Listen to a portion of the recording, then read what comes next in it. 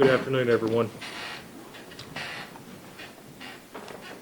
Before we get started, I'm going to go over just a couple of housekeeping matters. Appreciate the folks from our law enforcement who are here today providing security for the building. Appreciate each of you, and your efforts have not gone unnoticed. I want to say that first and foremost. Second off, I want to just make aware that we are set for today for preliminary hearing in the matter of Mr. Austin Robert Drummond on the 4 counts that he had, I'm sorry, on the 5 counts that he has before the court, the 5 cases with 2 counts each. I want to take this time just to go over with everyone. We're going to have some statements and some evidence that may be entered today that may be difficult to hear, may be upsetting to hear. If at any time you feel that you cannot sit and listen to the proceedings, I would ask that you step outside. If anyone does have to step outside, that's fine. I don't mind that. If a disruption is made, then you will be removed from the courtroom. And if further disruptions are made, the court has the right to hold you in contempt of court, or the sheriff's office has the right to issue charges for disorderly conduct. I don't want to see that happen, and I don't think that we're going to have that happen. But I just have to give everybody that notice prior to this hearing starting. Mr. Goodman, good afternoon, sir. Good afternoon. General Hayes, good afternoon. Mr. Huffman, Mr. Mason, good afternoon. Mr. Drummond, good afternoon, sir. What are we proceeding on first? Because I know there is a motion before the court, and also we have a preliminary hearing. So how do we want to take that up? We'll just do the preliminary hearing first. Okay. Does the state have its list of who it intends to call today during the preliminary? Yes, Your Honor. Okay. The state intends to call Officer Corey Hussy, Deputy Hunter Brady, Special Agent Special Agent Justin Tubbs, Special Agent Scott Lawson, and Brandon Wheeler, Officer Wheeler. Okay. Anyone else, General? No, Your Honor, I think that's it. Okay. Is anyone from the defense going to be called for as a witness? No, Your Honor, we will call them. Okay. Folks, if your name has been called, and I don't know all of you who they just called out, I know some of them, but for those of you whose name was just called, you will have to step outside the courtroom while the others are testifying.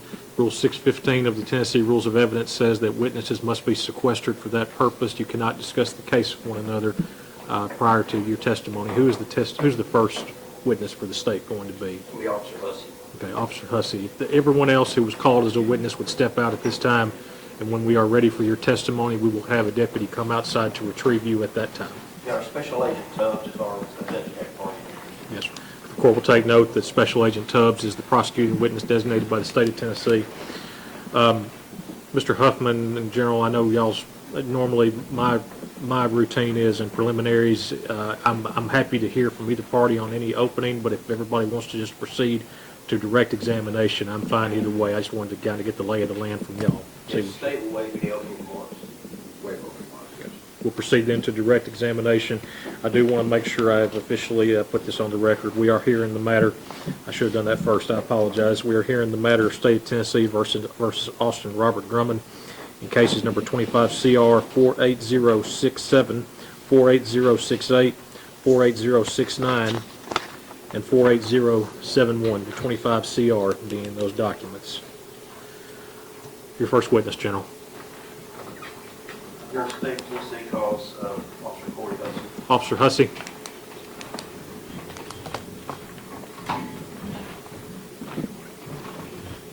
If you please come to the witness stand, sir. If you would, Ms. Jessica is going to place you under oath at this time. Raise your right hand. You solemnly swear affirm testimony you're about to give is the truth, so help you God. Thank you, sir. And Officer Hussey, be sure if you would to speak into the microphone. We've had these things kind of messed with and fixed in a much better way, and I appreciate our IT folks for that. But just be sure to speak into the microphone clearly because we are recording. Okay? Thank you. All right. Would you state your name, please? Corey Hussy. And where do you work?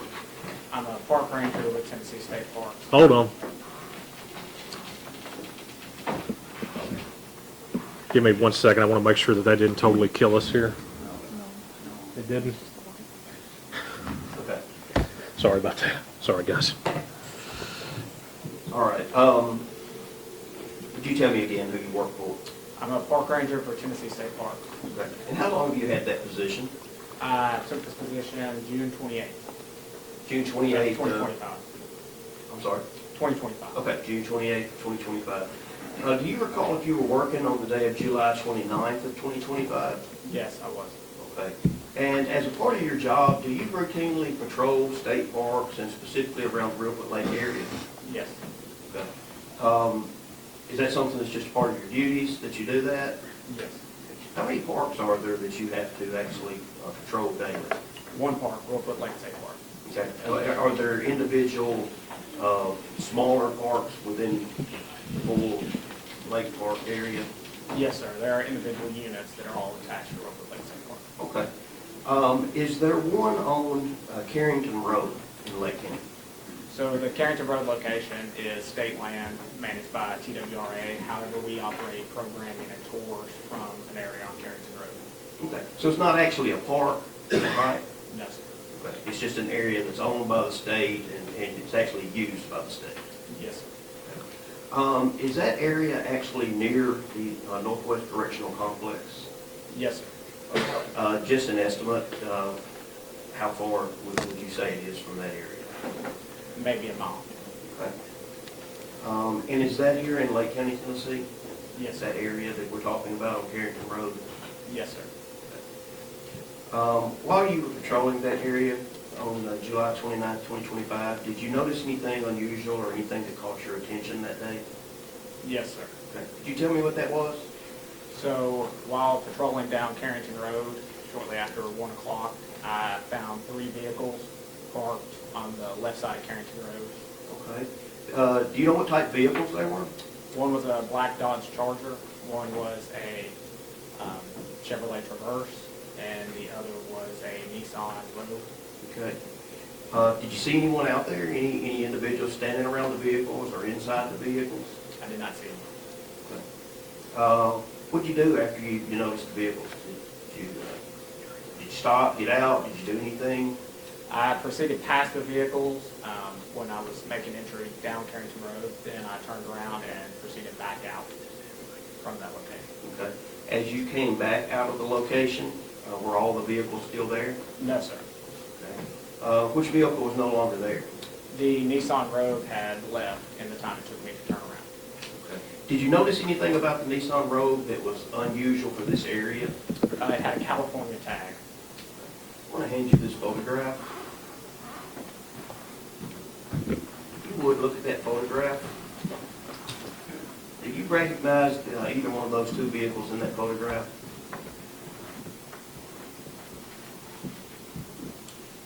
The Nissan Rogue with the California tag would be the similar make and model as what I saw. Okay. Is that vehicle similar to the one that you saw there that day? Yes, sir.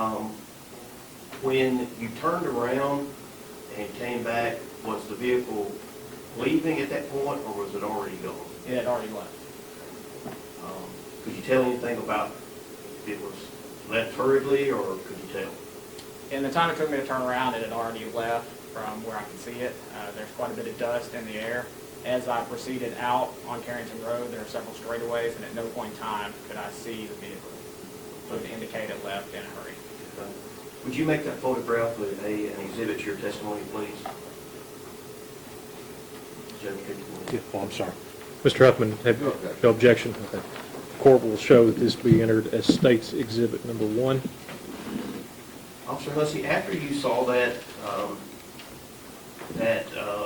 vehicle leave and the other two vehicles that were still there, did you see anyone around at that point, around the vehicles? No, I did not see me. Okay. Did you make a report about that? I wrote notes to myself, but I did not file any report at that time. Okay. Did you later tell someone about that? Yes, sir. And who was that? My manager, Doug Robertson. What made you tell him about that incident? Later that evening, he messaged me that there had been an incident on Carrington Road. Okay.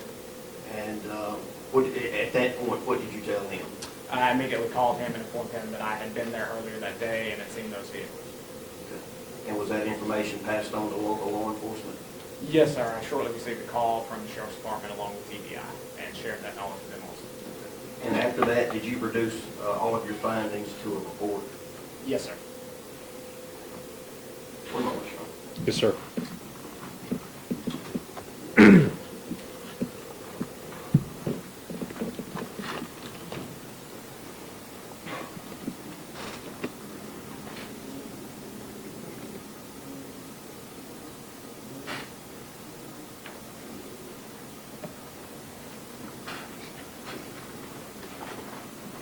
You stated that when you first saw the vehicles on Carrington Road, that you drove past them and then turned around. Yes, sir. How long did it take you to go down to the area that you were turning around and then get back to where the vehicles were? Only a few minutes, less than 5 minutes, probably 2 to 3 minutes. 2 or 3 minutes? Okay. Did you notice anything about the vehicles? Were any of the doors open or anything like that? When I was coming past the vehicles the first time, the black Dodge Charger's trunk was open. What about when you came back? The trunk had been closed at that time. So you passed 3 vehicles, the trunk is up. Within 2 to 3 minutes, you come back, the trunk is closed, and the Nissan Rogue is gone. Yes, sir. And when you get back to the road, you see no signs. Yes, sir. All right, you're on pass the witness. Yes, sir. Mr. Huffman? Briefly, Yes, sir. Officer Hussy, were you able to see any individuals on scene? You said you drove past, did you notice any individuals? No, sir. Okay. So, when you drove back by, same thing? No individuals at that time. That's it. Yes, sir. Can you redirect, General? No, Your Honor. Officer Hussey, we thank you for being here, sir. You're released from your subpoena. You can have a seat here, or you're free to go, whichever you'd like to do, sir. Thank you very much. Next. State would call Deputy Hunter Brady. Yes, sir. Deputy Brady.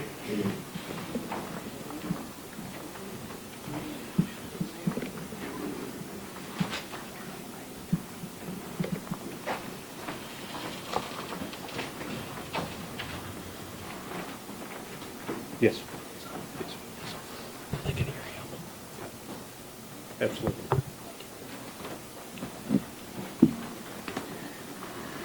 Deputy Brady, if you would, please raise your right hand. You solemnly swear affirm the testimony you're about to give is the truth, so help you God? Have a seat, sir.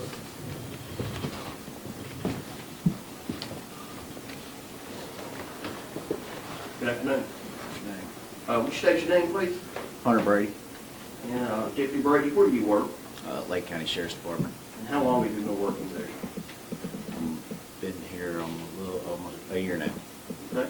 Do you remember if you were working on July 29th of 2025? I was. Okay. And was that an early day or was that in the evening? Would have been in the evening. Okay. Was that the shift you typically work? That's correct. Okay. Had you received any information earlier in the day about a baby being abandoned in another county? I have not. Okay. Had you heard anything about that? Just on what I've seen on social media. Okay. But you had seen that earlier that Yeah. day? Okay. Did you know at that time who the parents of the baby was that was dropped off or anything about that? No, I did not. Did you receive a call later in that evening that vehicles that may have belonged to the baby's family had been located? I did. And who did you get that call from? One of the family members of, I believe, one of the victims involved. Okay. Did they call you directly or did they call dispatch? They called her dispatch. Okay. And you were dispatched to that area? That's correct. Okay. Where did you go? Where was the area that you responded to? Carrington Road. And is Carrington Road in Lake County? It is. Once you got to Carrington Road, what did you do? So when I first got there, we spoke with the female caller.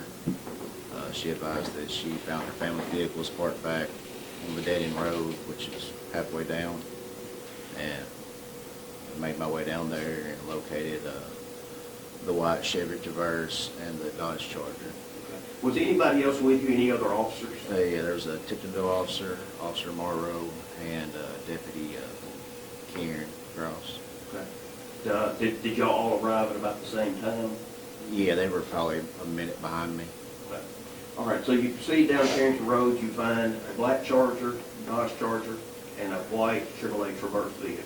Yeah. Right, okay. Was anyone in the vehicles? No, the vehicles were vacant. Did you run any registration on the vehicles to see who they belonged to? I was approaching the vehicles when Deputy Gross started running the registration on the black Charger. Okay. Were you able to determine who that black Charger belonged to? No, not at the time. Or at a later time? At a later time. Do you know who that was? Do you know if it was Brady Williams? I never received the information from dispatch. She's the one that ran the registration. Okay. All right. Fair enough. So you didn't see anyone in the vehicles at the time. Did you start to look around the vehicles or look in the vehicles? Yeah, so I first looked in the passenger side of the vehicle Which one? of the white Chevy first. Okay. Did you notice anything when you looked inside? Yeah, red substance that I believed it was blood at the time, all in the passenger side front and the passenger side rear. Okay. What'd you do at that point? I advised the other officers on the scene that we had either an active situation going on or something had happened and we needed to search the area. Okay. And so did you start to do that? Yeah. Okay. Tell me what happened. I walked around the vehicle a little bit and then I noticed a shoe sitting off the trail that was directly behind the vehicle and it had some blood on it, so that was the direction we determined we needed to go. And I went off in the woods. That's when I located two bodies in the directly behind the white Chevy Traverse. Okay. Did you, before you found the body, did you notice there were any shell casing around the vehicles or anything like No, that? not at the time. Not yet.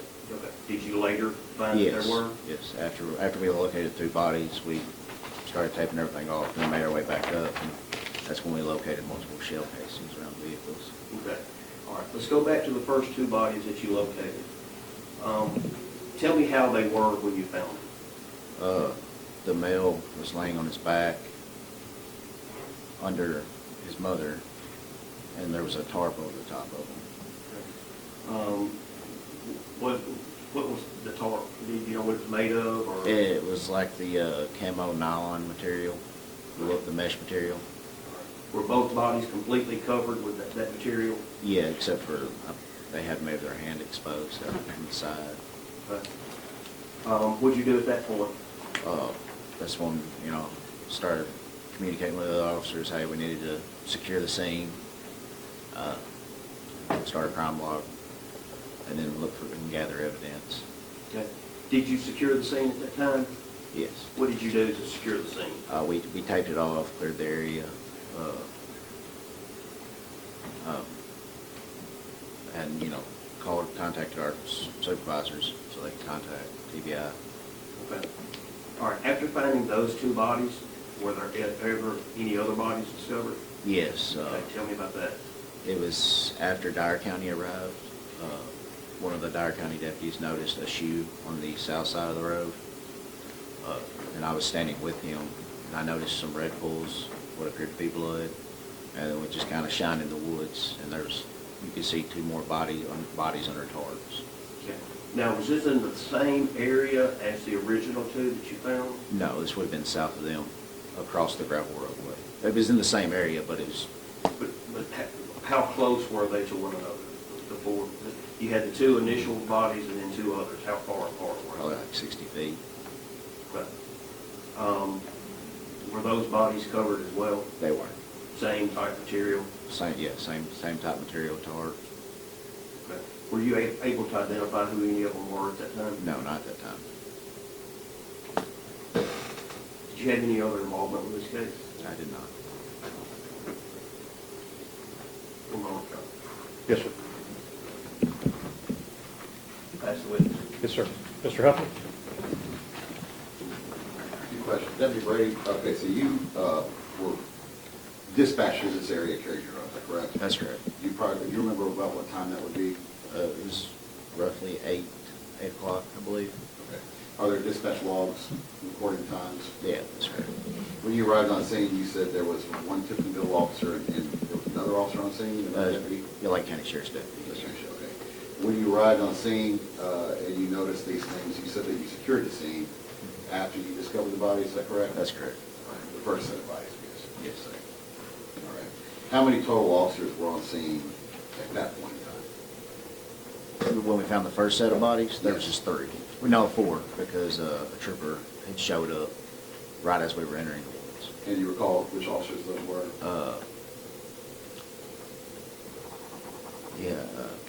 Hayden, Trooper Hayden. And did you write any reports or anything like that? I did. Would those names be located in that report as well? Yes, All right. You said when you were on scene, you secured the scene by taping it off? that's correct. All right. And how long after arriving on scene and discovering bodies did you do that? It was within minutes. All right. And contact your supervisors and they contact your TBI, is that correct? That's correct. Were you wearing your body worn camera at that time? I was. Was it active at that time? Yes. Is that footage backed up?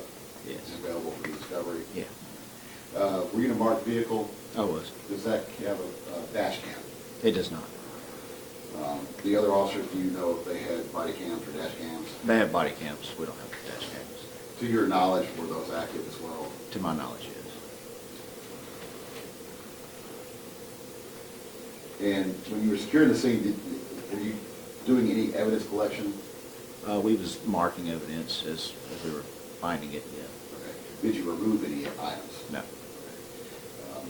Did you take any photos at that time? I did not know. Yes, sir. Any ready to rec, General? Oh, yeah. Deputy Brady, thank you, sir. You're releasing your subpoena. You are either free to go or free to stay, whichever you'd like to do, sir. Your next witness, General. I'm just going to call Officer Brandon Wheeler. Officer Wheeler.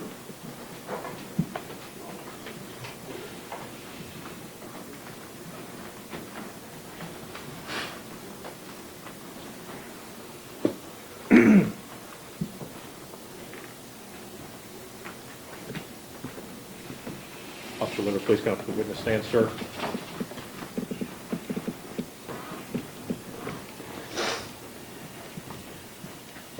And if you would, sir, please raise your right hand. Do you solemnly swear affirm testimony you're about to give is the truth, so help you God? I swear. Thank you, sir. Be sure to speak in the microphone.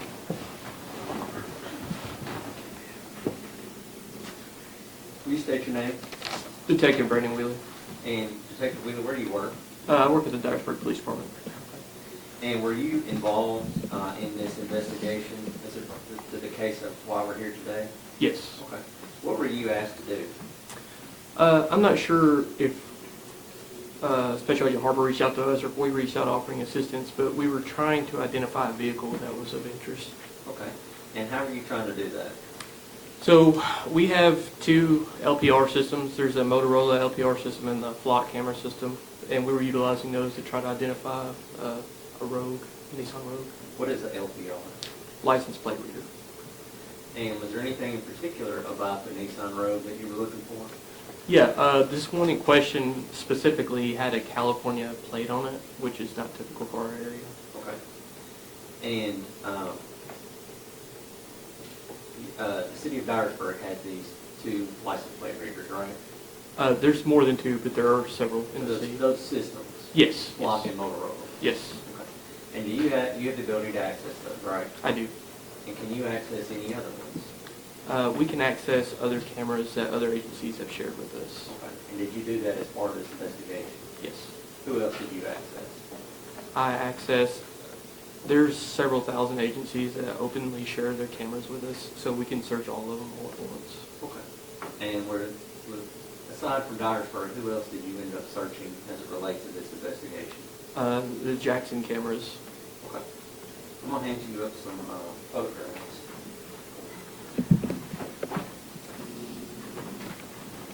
Thank you. Do you recognize that one? I do. Okay, and what is it? It's a picture of the silver Nissan Rogue with the California plate.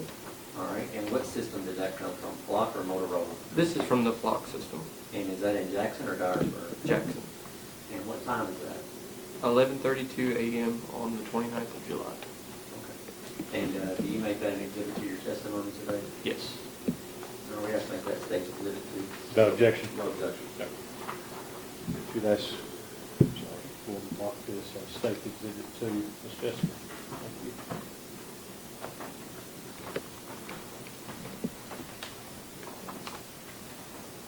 And Officer Wheeler, do you recognize what's also been handed up to you now? I do. And, actually, let me give you this one first. You recognize that one as well? I do. Okay, and what is it? It is a picture from the Motorola system in Dyersburg, capturing the vehicle going northbound on Highway 78. And that's the same road with the California license plate? It is. It's the same license plate as we saw in the first picture? It is. Okay. And what time of the day is that one captured? This one was captured at 12:39 p.m. on July 20th. And where is that one located, where is that particular camera located at in Dyersburg? That particular camera is located at the intersection of Lake Road and Radio Road, right in front of Love's. Okay. Could you repeat that again, where it was, intersection of where? Yeah, Lake Road and Radio Road, Radio Road, okay, I'm Yes. sorry. between Love's and Cracker Barrel. And do you make that one an exhibit to your testimony as well? I do. Okay. Show this marked as State's Exhibit 3. And then let's go back to the second picture that I actually handed up to you. You recognize that one as well? I do. Okay. And is it from the same camera that you just identified as the last picture? It is from the same set of cameras facing a different direction. Okay, which direction does that camera face? This one is facing southbound towards the city. All right. And what does it depict? It shows a picture of the same Nissan Rogue California plate heading back in towards Starsburg. And what's the date and time on that? This picture was taken at 2:15 p.m. on July 29th. 2025. Correct. You make that one exhibit to your testimony as well? I do. You're going to ask to make that take exhibit forward? Okay. I'd like to take a look at it. Absolutely.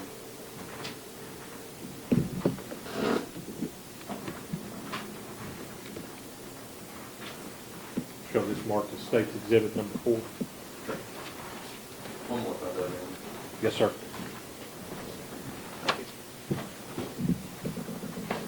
Do you recognize that one as well? I do. And what system did it come from? This is from the flock system, Is that in Jackson or Dyersburg? Jackson. And what date and time captures that one? This picture was taken at 4:16 p.m. July 29th, 2025.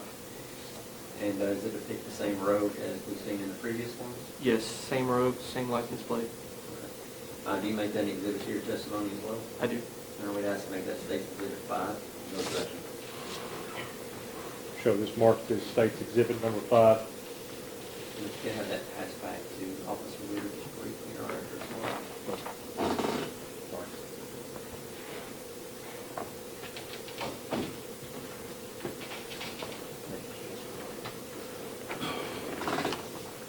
Officer Wheeler, on that last photo, was there anything of significance that you noticed? Yes, this is a photo taken from the front angle of the vehicle, and you can see the driver in this photo. Okay. And can you describe the driver?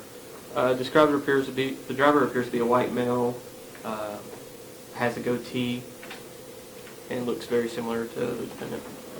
And was there anything that you noticed about the vehicle in that photograph? Yes, so the vehicle in this photograph appears to be much dirtier, especially around the wheels and the rims, than it was previously in the middle, earlier in the day. You're on passing it. Yes, sir. Mr. Huffman? Just a few questions. Detective Wheeler, so you were asked to look for a Nissan Rogue California plates, is that correct? I don't remember the exact parameters, but I believe we were looking for a Rogue with California plates. Did you have a plate number? No, sir. Once you located the vehicle in the photos that was presented in the evidence, did you continue looking for other Nissan Rogues with California tags? Yes. Okay. Did you find any more? No. And the only photo, I believe, was Exhibit 5, was the front view of the vehicles. There are other ones were from the rear, is that correct? I don't remember exactly, but I think they were all from the rear. And then the one on Exhibit 5, which is from the front. Yes. That's all. Any redirect, John? No, Your Honor. Detective Wheeler? Thank you, sir. We appreciate it. You're free to go, free to stay, whichever you choose to do, sir. Your next witness, General. Special Agent Scott Lawson. Agent Lawson.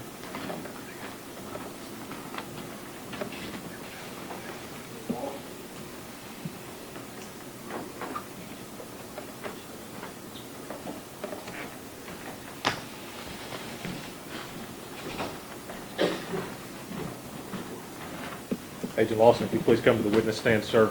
Yes, sir. And before you have a seat, if you would, sir, please raise your right hand. Do you solemnly swear affirm testimony you're about to give is the truth so help you God? I do. Thank you, sir. Yes, Your Honor.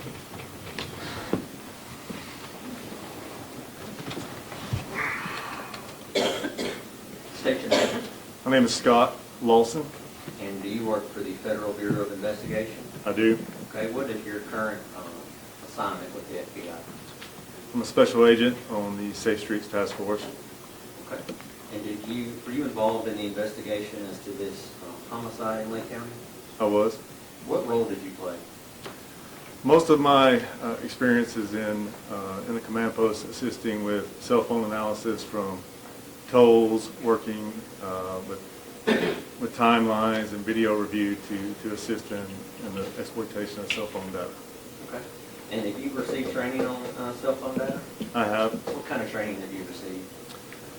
I'm a member of the FBI's child abduction team, and we get yearly training with our cellular analysis survey team. That's the experts at FBI headquarters with analyzing cell phone data, geolocation data.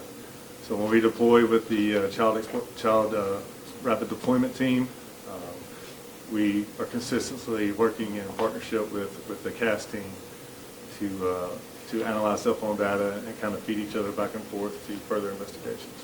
Okay. And is that what you did here? Yes, sir. Okay. What specific cell phone data did you look at?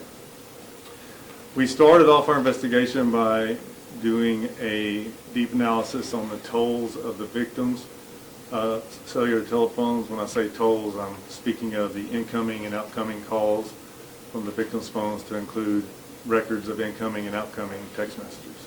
Okay. And when you did that, did you notice anything in particular? Yes, we worked off a theory due to many of the victims arriving at the scene where they were murdered at various times, right? So they didn't all just appear there together.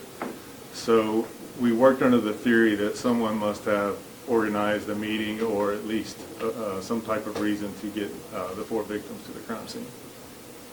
So as we were looking at the victims' tolls, we were looking for any unknown or unusual cell phone activity, particularly any cell phone number that would have contacted any of the victims consistent with maybe asking them to come to this location. Okay.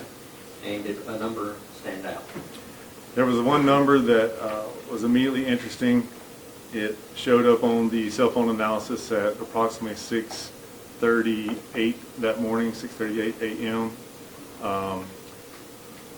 That number was unknown as far as the tolls that we had analyzed to that point of known numbers of associates of the victims.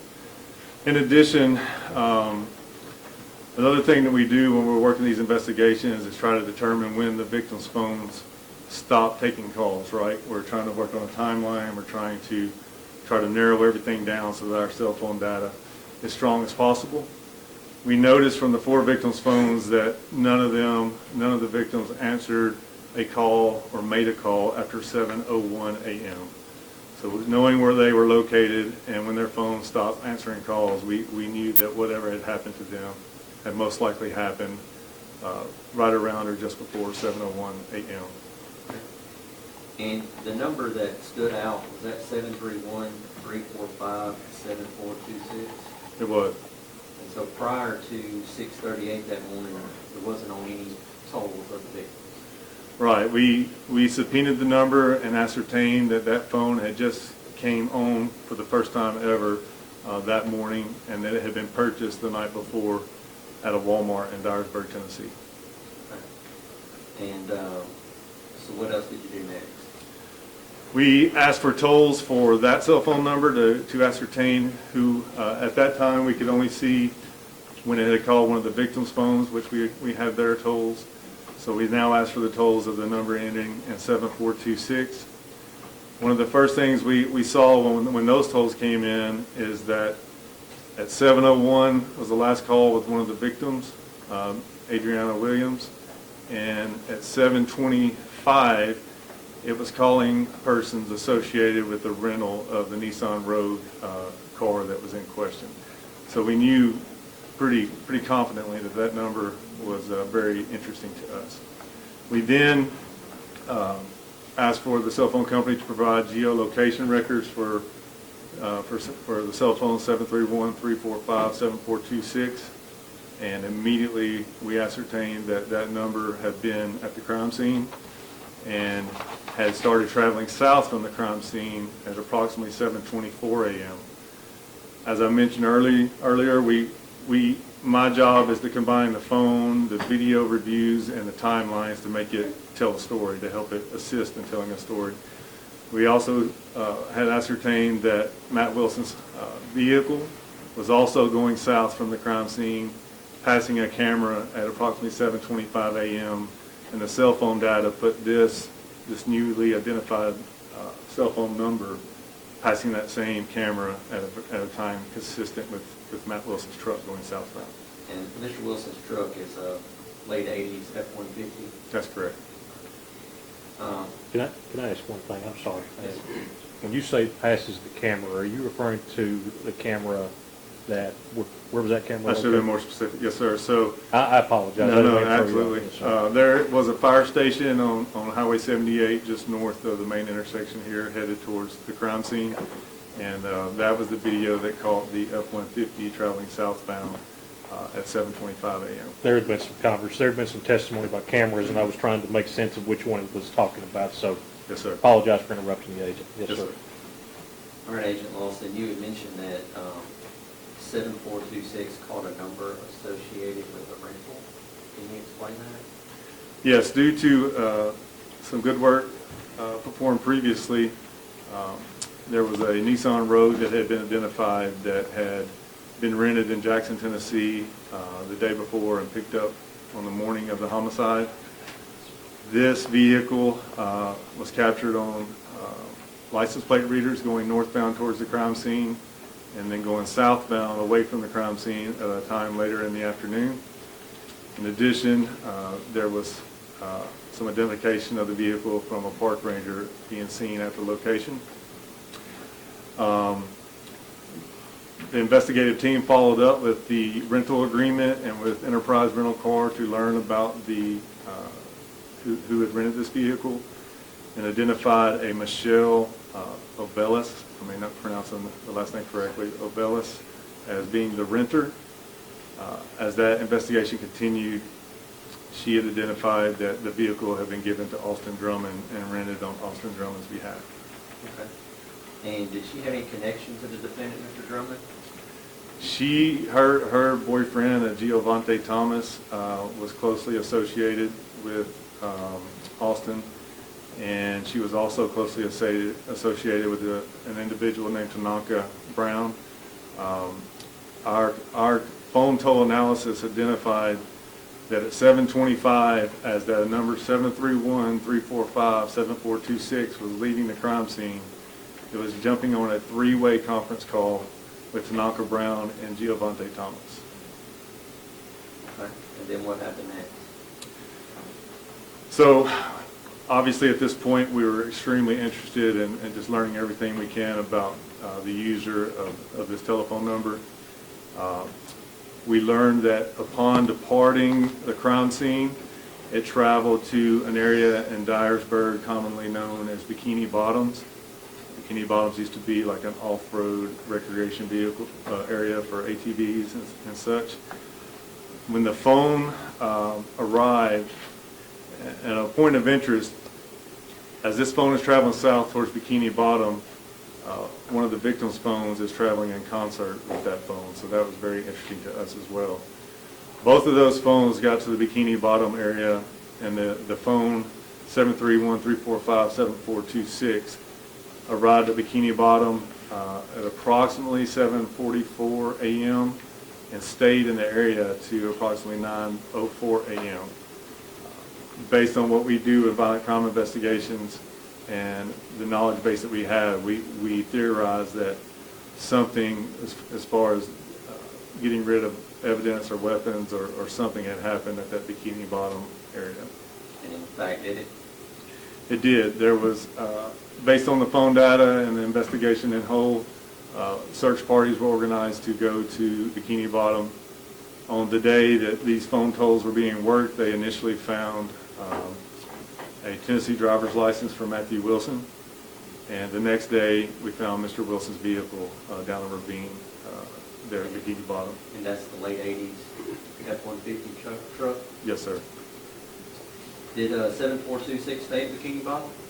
It stayed there till about 9:04 a.m., and then it began a southeastwardly travel towards Jackson, Tennessee. Okay. And did it eventually reach Jackson? It did. Do you know what time? I'll refer to my notes for a more specific time.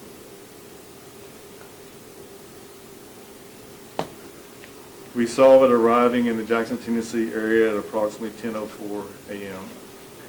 And where did the phone go while it was in Jackson? The phone first travels to an area consistent with the Clarion Hotel in Jackson, Tennessee. It then moves towards the Cherry Grove Apartments, and then eventually towards back up towards Dyersburg. Okay. Let's stay in Jackson for a minute. Was there any significance to the Clarion Hotel? Through the investigation, the Clarion was identified as a place where Austin Drummond resided regularly and potentially used as a place to organize criminal activity. And was his vehicle at the Clarion? The information from the investigation is that his personal vehicle, the Audi, was at the Clarion. Mr. Tanaka Brown, who picked him up at Bikini Bottom, drove him back to his vehicle at the Clarion, and then followed him to Cherry Grove to depart, to leave the Audi sedan. Okay. Was there any significance to the Cherry Grove apartment? Cherry Grove Apartments is where Mr. Drummond's girlfriend, Caitlin Speed, resided. The investigation revealed that when his vehicle was departed at the Cherry Grove apartment complex, that he ascertained some cleaning style brushes at the apartment. Okay. And then you said after that it starts moving back north towards Dyersburg? There's a little time with it still being in Jackson, but by 11:55 a.m., the phone began a northwestern travel towards Bells, Tennessee. And then it reaches Dyersburg? We have the phone in conjunction with the license plate readers being in Dyersburg at 12:39 p.m. and by 1:04 p.m. being back north of Tiptonville near the crime scene. Okay. And did it stay at the crime scene very long? The phone appeared to stay, and just one note of reference for an education and this geolocation stuff with phones. You get these records either when a phone call is placed, a text message is placed, or some type of data transfer between the phone and the network. So Instagram sends you a notification, or your bank pops up and says you overdrafted, like any kind of data transfer, you'll get a location data. But a person could be at a place a couple minutes before, and we would not see that due to if there was no data transmission. Could stay at a place a couple minutes after. These time frames were based on a call being made or a data transfer happening. So the last data transfer we saw near the crime scene was at 1:14 p.m. All right, and then what happened? 1:38, we started seeing timing advanced data southbound from the crime scene. Timing advanced data. Timing advanced data is how a cellular tower communicates with the handheld phone device. So, in a nutshell, the cell phone towers that you see have 3 sectors that cover a 360-degree circle. Each of these sectors cover approximately 120 degrees. When the phone is on the network, it's constantly sending some type of signal to the phone to determine how far away it is from that network. And the primary reason is a business sense from the phone company. They need to know which tower that phone should be using to have the strongest reception or the strongest data capability. So as that ping is going to that phone and coming back to that tower, if it's getting a little too far away or maybe a little closer to another tower, it'll tell it to start communicating with the stronger tower. So what we can do in law enforcement is we can ask to obtain that timing advance data. And what that will do is say, when the phone was making that call or having that data transaction, what sector is it on, what 120-degree arc from the tower, and how long did it take that communication to go to the phone and back. So if you have 120 degrees and you're measuring the time from the tower to the phone and back, you're able to say that phone is somewhere in that arc that represents the amount of time from the tower and back. So at 138, you start seeing timing advanced data moving south from the crime scene? That's correct. Okay. And what happened next? Still tracking south towards Dyersburg through 2:14 p.m. Then we have another license plate reader hit in Dyersburg at 2:15 p.m. From the next timing advanced data of significance was from 2:32 to 2:35. It was tracking towards Friendship, where the 8-month-old Westland was dropped off. The phone hit a arc right over the house where the baby was dropped off at approximately 2:35 p.m. When you say the phone hit an arc, what does that mean? So when the phone made either a data transfer or a phone call or a text message at 2:35, the phone communicated with the tower in an amount of time consistent that it had to be in an arc that covered the area of the home where the baby was dropped off. Okay. So then what happened after that? Around 2:35 to 2:55, the phone starts slowly going back northbound towards Dyersburg. We learned through our investigation by 3:11 p.m. that a 911 call was coming in about the child being in the yard. From 2:57 to 3:23, the phone starts tracking towards Bells, Tennessee, southeast again, eventually towards Jackson. Okay. And does it eventually reach Jackson? It does. At 3:39 p.m., the telephone number was back in the Jackson, Tennessee area. Of great significance to the investigative team, at 4:22 p.m., I'll try to explain this. It's a little bit difficult, but I mentioned the arcs where a phone can be in. So if you've got a sector pointing this way and you have the arc, but if you're in a city and you got multiple towers close, sometimes you'll see the arc from this tower and then the other tower facing back at you, you'll see its arc. So if you ever have two arcs intercept, you can not only say the phone is in the arc, you can say it's exactly, you can say with great confidence that the phone is where the two arcs intercept. You almost have to see that, but where the two arcs from two towers intersected from 4:22 p.m. to 6:06 p.m. was right over Austin Drummond's parents' home. And then did he leave his parents' home? Approximately 6:34, we saw the phone being in an area consistent with the Clarion Hotel again. And then at 8:44 p.m., we saw the phone being in an area consistent with being back at Cherry Grove Apartments at Caitlin Speed's residence. And then of note, the phone went off the network.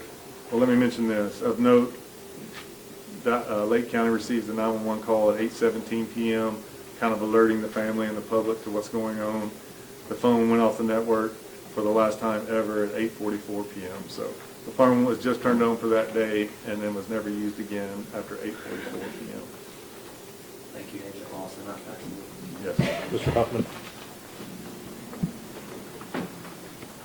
Few questions, Agent Lawson. Yes, sir. So your role in this case was essentially limited to the cell phone data analysis, correct? Cell phone analysis and just assisting with interpretation in the command post of the timeline, the video, and the phone data. Okay. All right, now, I actually understand what you're talking about with the triangulation regarding those things. The only way So when you have cell phone data, my understanding is, and I believe also from your testimony, there are 120-degree arcs. You typically, cell towers have 3 areas encompassing 360 degrees, is that correct? That is correct. Right. Now, in order to determine the position of the cell phone, you can tell which sector it's in, correct? Absolutely, yes, sir. And unless you have the timing advance data, you do not have a distance from the tower, correct? Right, that requires the timing advance data. All right, so if you do not have the timing advance data, you just know it's somewhere in that sector. Yes, And that could be large areas, square miles, correct? yes, sir. All right. How many of these locations did you have timing advance data? For instance, you said there's one where the timing advance data gave you the triangulation directly over Austin from his parents' house. Yes, All right. A couple times you testified that you had the cell phone at the crime scene. yes. Was that given with the timing advance data, or was that just in the general area within the sector? That was with timing advance data, but it would be with one arc, so it could be in a great length of area in an arc, but the arc was over the crime scene. Okay, so you did have a sector and an arc. Yes. That was my question. Did you ever determine who purchased that cell phone? You said it was purchased in Walmart in Dyersburg. Is there any evidence of who purchased that phone? We believe that 2 of the victims purchased the phone the night before.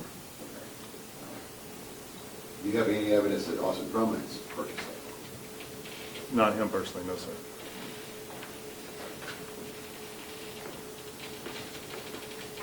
In Bikini Bottom, you said that you located the Tennessee license of Matthew Wilson as well as his truck in a ravine, is that correct? The truck was in a ravine. My understanding is the Tennessee VL was a paper copy, and it was not down the hill. It was up more in a kind of common area, but it wasn't down the ravine. Were you involved in that search or processing that scene? No, sir. No, sir. One moment, Judge. Yes, sir.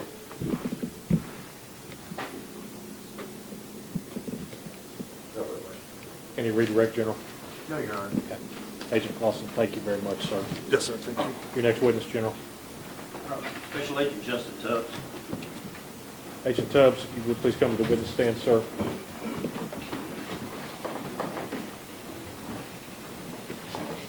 If at any time any of the parties need to take a break, use the restroom or do anything, just let me know and I'll be happy to do that. I just forgot to mention that. Agent Tubbs, raise your right hand, sir, please. You solemnly swear affirm the testimony you're about to give is the truth, so help you God? I do. Thank you, sir.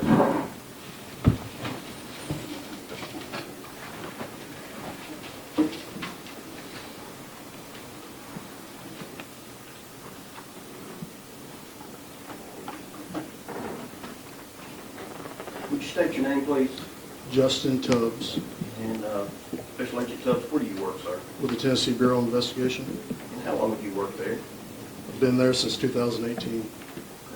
And do you recall, were you on call or were you called on the evening of July 29th, 2025? I was called, yes. Do you know what the purpose of that call was? Lake County Sheriff's Department had been called to an area out by the prison where 2 vehicles I had received emails about the child that was missing that morning or that afternoon From Dyer County? from Dyer County, and the parents of the child plus the grandmother and the uncle of the child. So whenever I was called, I was told their vehicles and the deceased victims had been found out at the end of Carrington Road. Okay. Did you go to that scene? I did. Once you got to that scene, what did you see? There were members of not only the Dyer County Sheriff's Department, Lake County Sheriff's Department, Tennessee Wildlife Resource Agency, because it was on their land. But there was also some special agents from the TBI who had also been called to come out and assist me. Once we got out there, I saw the black Charger that was known to be driven by Brady Williams, 15-year-old child, and a white Traverse that was known to be driven by Courtney Rose. Was anyone inside the vehicles? They were not. Okay. What'd you do after locating those vehicles? We had Deputy Hunter Brady walk us around the scene as to what he had discovered whenever he first came upon the scene. And He showed us inside of the white Traverse, there was a red, brownish stains substances that are consistent with what I know to be blood. And then he showed us, And let me ask you this, do you know who that white Traverse belonged to?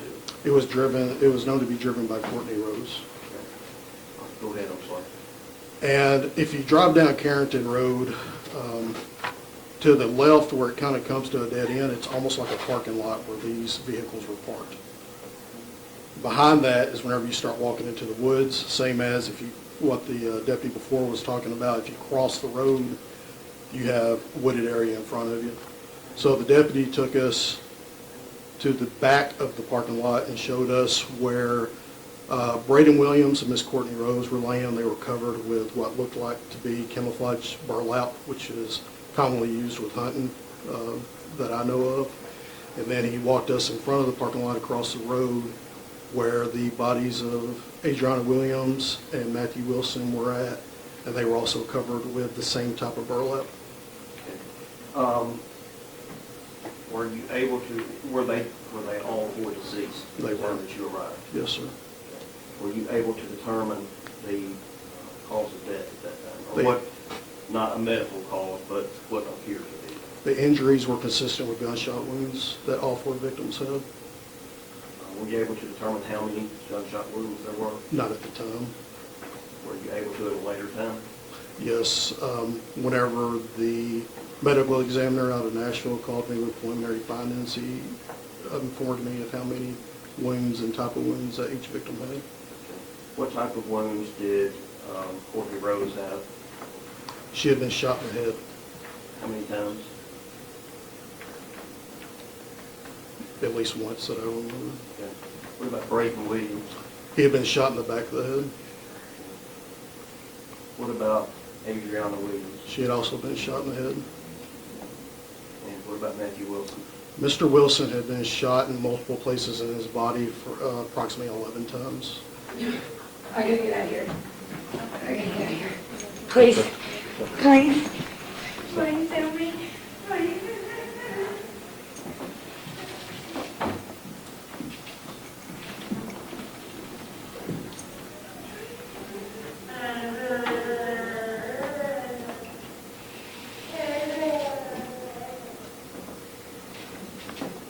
Go ahead now. Was there a, you had said earlier that there was an infant that had been found in Dyer County. Yes, sir. I assume, did you find any evidence of an infant that may have been there? I didn't see any evidence in the vehicle at the time. Whenever we realized the totality of the scene, myself and my immediate supervisor that was on the scene, we decided to call the violent crime response team that the TBI has, and we stepped back away from the scene and secured it until they got there. And after they got there and they processed the scene, did you continue with the investigation? We did. We set up a command post away from the crime scene at the Old National Guard Armory here in Tiptonville. Were you eventually able to develop a suspect in these homicides? We were a person of interest, yes. And who was that? Mr. Austin Drummond. Did you see him in court today? I do. Did you identify him? He's a gentleman sitting at the defense table in the inmate uniform. Okay. After getting there, you said that there were two vehicles there. Did you get information that there may have been a third vehicle? Yes. Tell me about that. We were told by Miss Kim Hamill, which is Mr. Wilson's mother, that he drove a older model F-150. Okay. You know what color it was? It was white with a red stripe down the side of it. Was that vehicle out there that day? It was not. Did you think that maybe that was something you needed to be looking for? Yes, sir. Okay. What did you do? Chief Joe England with the Tiptonville Police Department, before we got to Tiptonville, had already been looking at video from the Tiptonville Fire Department. There's a camera there, and he had found video of the victims arriving that morning, passing the fire department, driving north out towards Carrington Road, and then I believe there was video of the truck returning a few minutes later, about an hour or so later. Okay. And you said that was footage from the Tiffinville Fire Department? Correct. Okay. Did you review that footage yourself? I did not. I mean, I did look at pictures that Chief At a was later sending us. time. Correct. We obtained the entire video. We sent an agent to Tiptonville to obtain video not only from the fire department and other places of interest along Highway 78. One thing that we usually look at on security cameras is the date and time. Correct. Did you check that on these cameras? On the fire department camera, I did ask the chief to check what the time on the timestamp was on the camera footage versus the real time. Okay, and was it accurate? It was not. Okay, what, about how far off was it, just approximately? Approximately 53 minutes. 53 minutes, okay. Was the date correct? Yes. All right, maybe what we can do, I'm gonna show you a video on the screen there.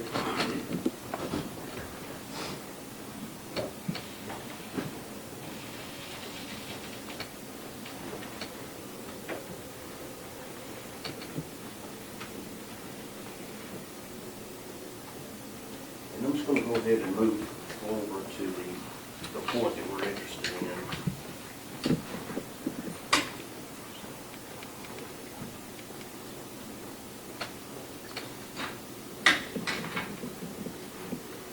General, while you're pulling that up, I want to ask one question. You're saying, I just heard a moment ago, you said on the time period right there, which is marked in the right-hand corner of the screen, the bottom right-hand corner, that is actually, if it's saying 5:35, it's actually 53 minutes ahead in time. Is that what you're saying?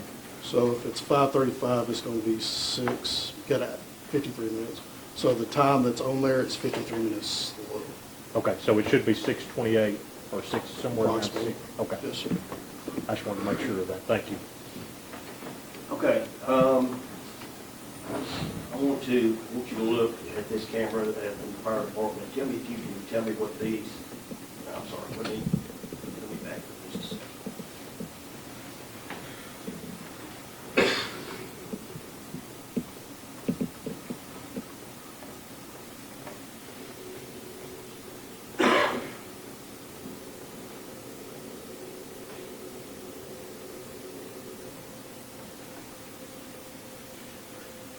You recognize that white vehicle? It appears to be the white Traverse of Miss Courtney Rose. And what direction is that vehicle traveling? It is traveling north. And what, in relation to the fire department, where is the crime scene? If you're looking at the road, the direction that the car is traveling is the direction of Carrington Road. Okay. So that car will be traveling in the direction of the crime scene? Correct. Okay.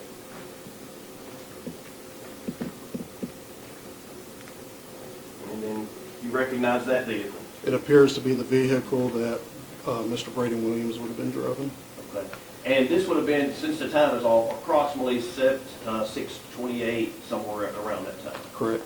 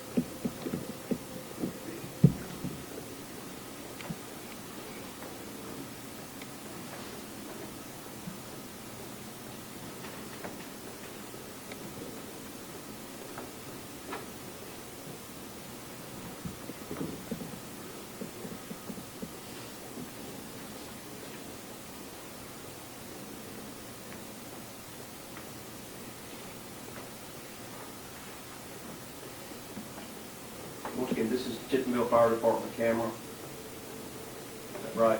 Correct. Pointing south.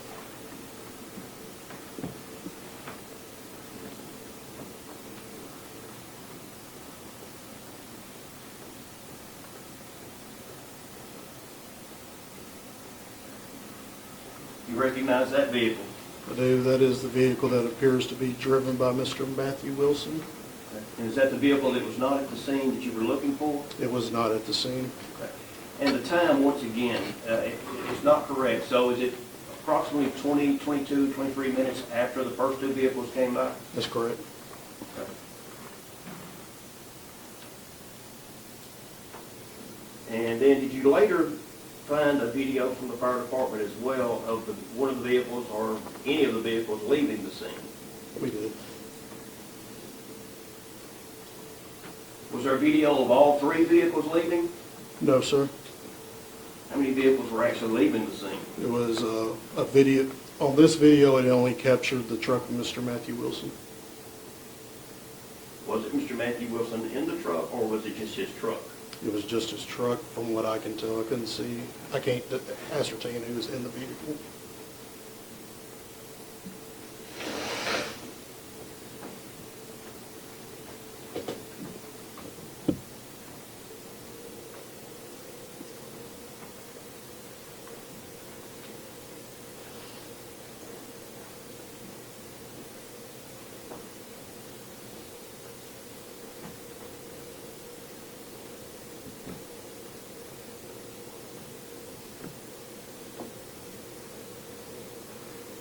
The same vehicle leaving the scene? It appears to be, yes. Okay. Now, you heard testimony from Agent Lawson previously about the phone calls. And there was a talk about a phone call that connected on the cell phone that was at the scene, then left the scene, and then was eventually at Austin Drummond's parents' home. Was it at the same time that coordinates with this video? Yes. Now, did you also obtain video footage from Williams' garage? It was obtained. I haven't viewed it. Okay. Now, were you able to determine that the time on that one was actually correct? I do remember being told that they had the correct time on it. Okay. So, now, is this south of the fire department? It is heading back towards Dyersburg. Okay. So if you're coming from Dyersburg to the crime scene, this camera would have caught the vehicles first and then the fire department? Correct. Right? The Mexican restaurant is here to the left of the screen, and then you have the mural that's painted on these little grain bins, or chemical bins.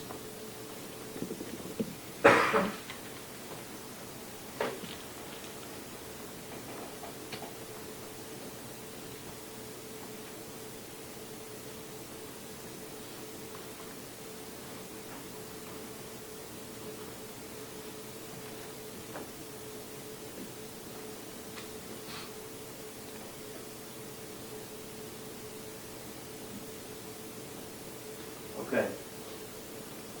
Is that the same white Traverse we saw previously? It does appear to be the same white Traverse. And that time is 6:27 a.m. Is that correct? That's correct.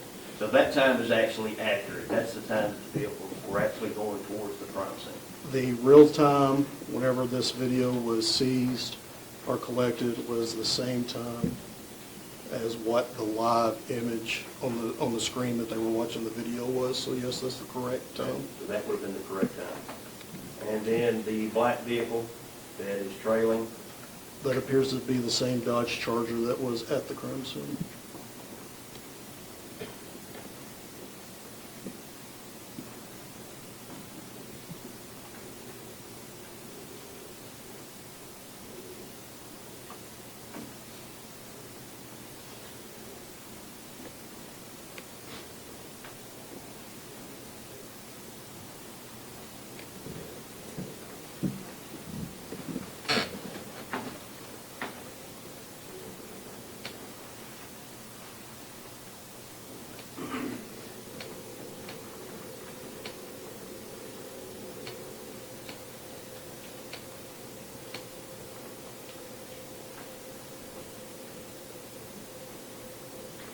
is that the red and white truck once again?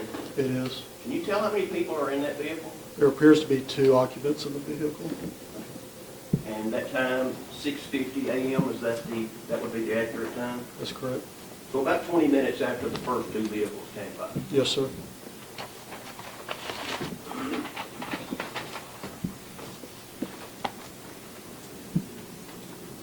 going to show you one other.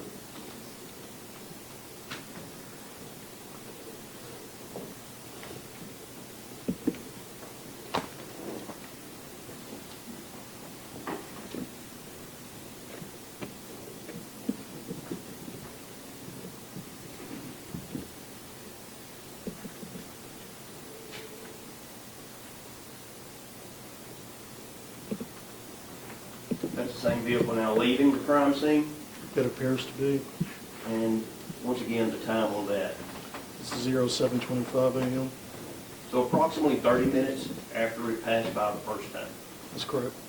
Can you tell if there's two people in the vehicle? It doesn't appear to be. I can't see anybody in the vehicle from here.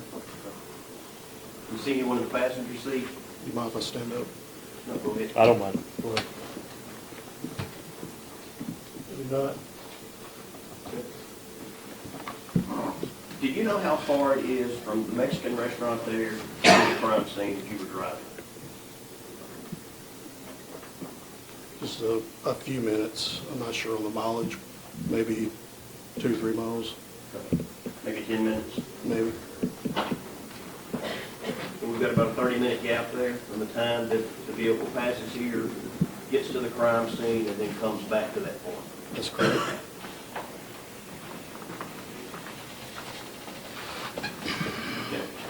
Okay. Did you later find that red and white vehicle? We did. Where was it found? It was found in the Bikini Bottoms area. The day before, the paper copy of Mr. Wilson's driver's license had been found. I believe it's commonly known as the Three Cross Memorial, or the Karen Swift Memorial. It had been found by some citizens. We had some people go out there and collect it. The agent at the time believed he saw, it was getting close to dark, believed he saw some tire tracks going down the gully, the ravine, whatever you want to call it. So we set up a search for the next morning. That morning we had TBI out there, Tennessee Wildlife Resources, members of the Dyer County Sheriff's Department, and they found that truck down that ravine covered by kudzu bones. Now, let me go back one other thing. The video that we just showed, the truck as it was leaving Tiptonville, was at 7:25 a.m. Correct. Okay. When you heard the testimony of Agent Lawson, did you hear him testify that there was a three-way call taking place at that exact time, 7:25 a.m.?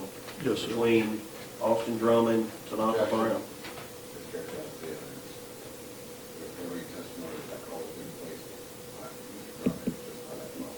Okay, let me rephrase that. I'll sustain that. That there was a call from that phone that is of interest to Tanaka Brown and Giovanni Thomas. Correct. The phone that had been at the crime scene that was activated that morning, that we later found out was bought by the victims the night before. There was a call to Mr. Gio Thomas and Mr. Tanaka Brown. Okay. And at that exact time that it was passing that Mexican restaurant, 7:25 a.m., the call was being made. Approximately correct, the exact time, yes, sir. All right, so now let me go back to the vehicle that was found. Did you receive any information about how the vehicle got there? I did. Yeah, it got to Bikini Bottoms? Correct. We interviewed Miss Michelle Ovelis a couple of times, and she ended up telling us that she was told by Tanaka Brown that he had met Mr. Drummond with the baby out in that area and given him a ride back to Jackson. Okay. Did you talk to Tanaka Brown about that? We did. Did he admit any of those things? He did. Okay. Did he make any statements about assisting to push the vehicle? He did not, but he did make that statement to Miss Ovelis's boyfriend, Gio Thomas. Okay. Did Mr. Brown bring anything with him when he picked up Mr. Drummond? During an interview with Mr. Brown, he informed me that whenever he was on that three-way call with Mr. Drummond, Gio Thomas, that Mr. Drummond had asked him for a ride, and he also told him to pick up cleaning supplies. Well, he said he stopped at Walmart in Jackson and bought gloves, bleach, and trash bags. Do you know if those supplies were used at that crime scene or at the scene of the truck? We were told by Mr. Brown and Miss Ovelis that whenever they returned the vehicle, there was cleaning supplies and trash bags in the trunk along with a gas can. Okay. So, Mr. Tanaka Brown admits that he picks up Mr. Drummond and the baby from Bikini Bottoms Correct. He also told Mr., I'm sorry, and takes them where? takes them to, the first place he took them was to the Clarion Hotel in Jackson off Carriage House Drive. That's where Mr. Drummond's Audi vehicle was parked. Mr. Drummond got the vehicle. Mr. Brown and him went to the Cherry Grove Apartments where they dropped the Audi off. They continued on from there with the child in the car to the apartment of Geo Thomas and Michelle Obellis to retrieve the rental car. Okay. And the rental car, what type of rental car was it? It was a Nissan Rogue. Do you remember the color? It was a silver or light gray. And what type of license plate did it have? It did have California tags on it. And have you received information previously from a wildlife officer that may have seen that vehicle? He is a state park ranger, Mr. Corey Hussy. He had seen a Nissan SUV along with the two victims' vehicles out on Carrington Road earlier that afternoon. And the distinguishing feature on that Nissan vehicle was it had California tags. Okay. And you actually were able to determine that it was a rental vehicle? Correct. Whenever we ran the information on that license plate, we found that it was a rental for Enterprise rental car, and it had been picked up at the Enterprise location over in Jackson by the bowling alley. Okay. And do you know who rented that vehicle, who picked it up? Michelle Vellis had reserved that vehicle on the night of the July 28th. And you said that you had talked to Ms. Ovellis. We had. Why did she rent that car? She stated on the night of the 28th, Mr. Drummond, but she knew him as AD, came to her residence and asked her to rent him a vehicle to be picked up at noon the following day on the 29th. Okay. And did he actually pick that vehicle up? He Mr. picked Drummond, it. did he actually pick He it up? didn't pick it up from Enterprise. He picked it up from her residence later on the 29th at approximately, she said, between 10 and 11 a.m. Do you know if he was alone at the time he picked up the vehicle? Ms. Ovellis and Mr. Thomas both told us that Mr. Brown, Mr. Tanaka Brown, was with him whenever he arrived and obtained the rental vehicle and left in it. Okay. And about what time was it that he left, after he picked up the vehicle and left their residence? She stated it was sometime between 10 and 11 a.m. Okay. And that was in Jackson? That was in Jackson Okay. on the 29th of July. All right. We've heard evidence already about flock cameras and about looking for footage. Were you able to determine that that vehicle actually did have a direction of travel after it was picked up? Correct. We had it on camera sometime after 11 o'clock, or we did find that it was on camera sometime after 11 o'clock leaving Jackson. Okay. Which direction did it go? It was headed north. And once again, is the crime scene north of Jackson? It is. Okay. Did it eventually make its way to Dyersburg and then back to Lake County? It did. It was recorded at the intersection over by Love's at Cracker Barrel in Dyersburg, Okay. heading towards Lake County, north towards Lake County. And was the picture clear enough to see if it was clean, dirty, anything about it?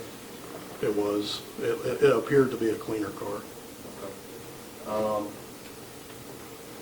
Was it later seen coming back into Dyersburg? It was. And was there a difference in the car as far as the cleanliness of the car? I do not recall if it was the camera there in Dyersburg or if it was a camera in Jackson, but it did appear to be dusty from the bed line of the doors, including the tires and rims. Okay. The road out on Carrington Road, is it a paved road out to the area of the crime scene? From what I recall, when you first turn onto the road, it's semi-paved and turns into a gravel road. Okay. And the area where the crime scene actually is, where the cars and the bodies were, was a gravel parking lot. Okay. Do you have to drive a good distance on that gravel portion of the drive? You do. Now, we reviewed video cameras previously of the Dodge Charger, the white Traverse, the red and white pickup truck Ford F-150. Was there also video that captured the Nissan Rogue in Tiptonville? I believe there was a video. I don't recall which establishment that video is from. Okay. Once again, you did receive video images from Williams Garage. Correct. If you would, I'd like to show you another video.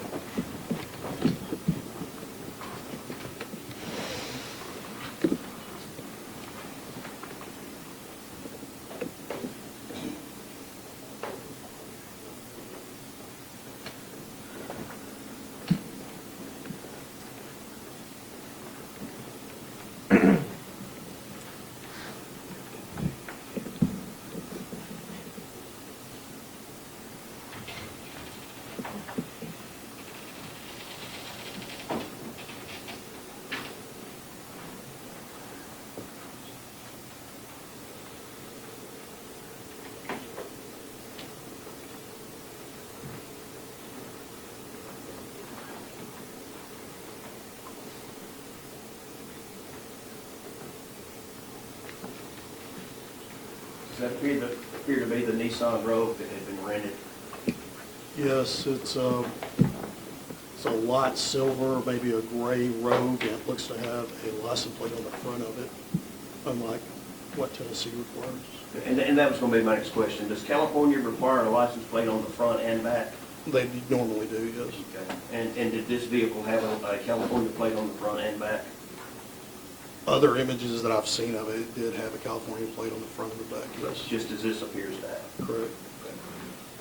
And that time, once again, is 1:08:52? That's correct. So this is probably maybe, what, an hour and a half from the time the vehicle was picked up in Jackson? It was picked up somewhere after 11. It was leaving Jackson probably approximately 11:30 from what I recall. It'd probably be about an hour and a half or so, a little bit more than an hour and a half. More than an hour and a half from the time it left Jackson? Yeah. Okay.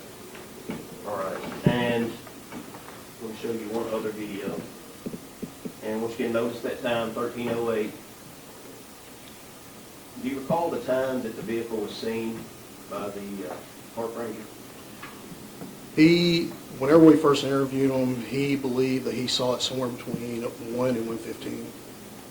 And that was 1:08, is that correct? Correct.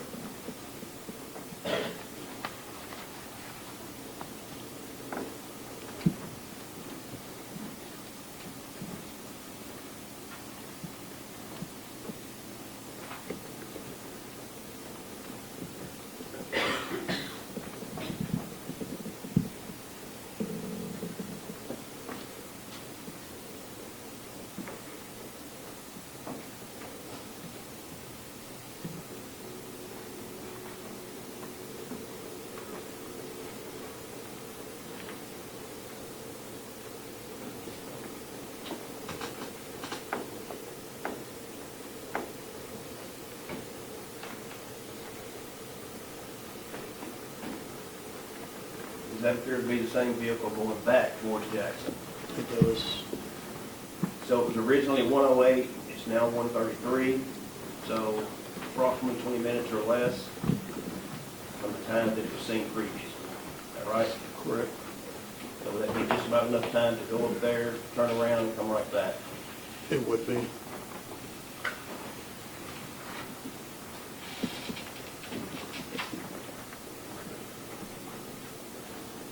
Did you have information that at this time, the infant was still with Mr. Drummond in the vehicle?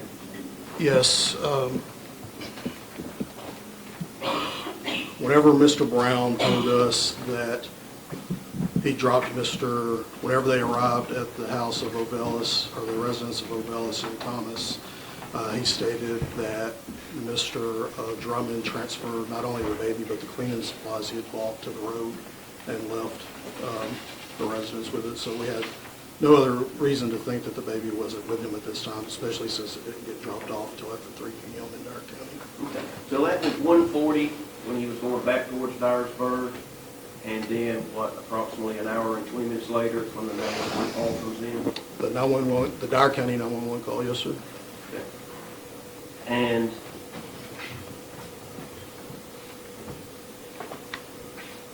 this may be a silly question, but do you know if Mr. Drummond was the legal guardian of the child? No, he wasn't the legal guardian of the children.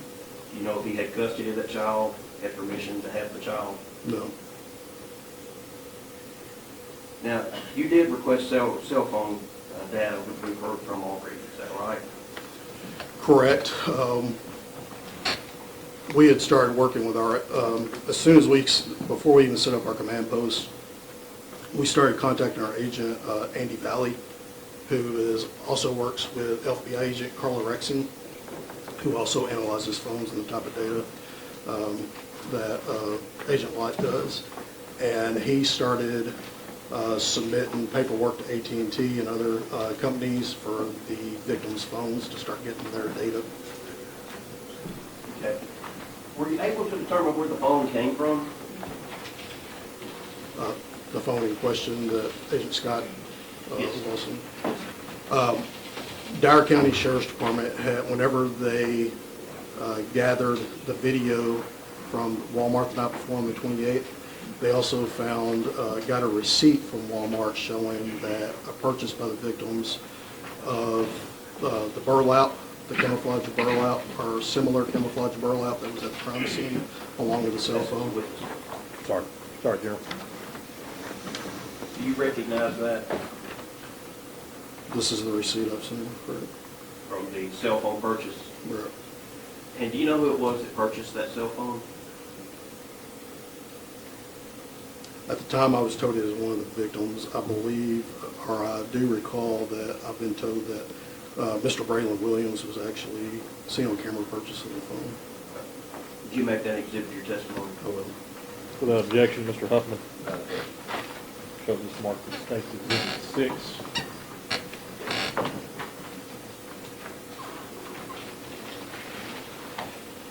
Were you able to determine if that cell phone was used to call any family or friends of Austin Drummond? Yes, that cell phone was used to call Geo Thomas, who in turn put Mr. Brown on the phone on the three-way call that morning. Did you interview Mr. Geo Thomas? We did. Did he admit to you that he did have that three-way call and was part of the conversation about picking up Mr. Drummond? That's correct, he did. And that was to pick him up from Bikini Bottom? Right. Now, I've shown you videos. We've also had the cell phone data. Have you reviewed both of those prior to today?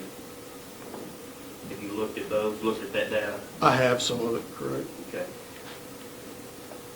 Would it be accurate to say that the cell phone data, the timing on the cell phone data and the timing on the videos match? From the evidence I've seen that's been collected and presented during the investigation, yes, they did match.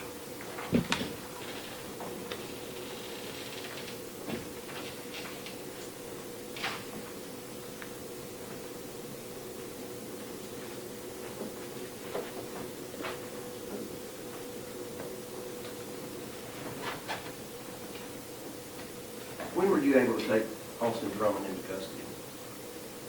He was taken into custody on, it would have been that Tuesday after, I believe it was August 6, 2025. So a week later? Correct. After being taken into custody, are you aware of any statements that Mr. Austin Drummond has made while being incarcerated? I've been listening to his phone calls, correct? Did he give an interview with a reporter in Nashville? Yes, he did. And in that interview, did he admit that he was at the scene at the time of the murders? He did. Did he also admit that he had dropped the child off on the side of the road at Dyersburg? I don't recall that part. No. Are you aware of the fact that Austin Drummond has previous felony convictions? He does.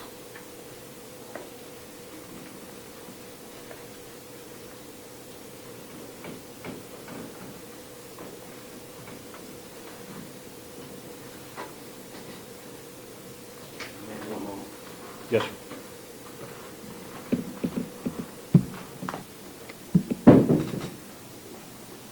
And I'll pass it with you. Yes, sir. Mr. Huffman?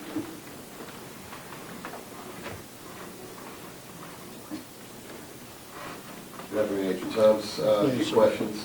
Would it be fair to say that you were the lead agent on this case? I'm the case agent, correct?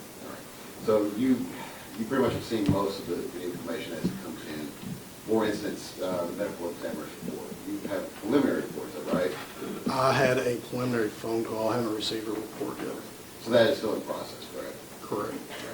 Now, you said you called the violent crime scene, I guess investigative team, is that what's the name of that team? The violent crime response team is essentially our crime scene unit. Okay, and they were the ones who processed the scene? Correct. Did you have any involvement in processing the scene? I did not. All right, do you recall how many were any shell cases recovered? There was. Do you recall how many? I do not. I was not told the number. Do you know what type of cases were recovered? So this is an area where people go out and target practice, from what I was told. I'm not from Lake County.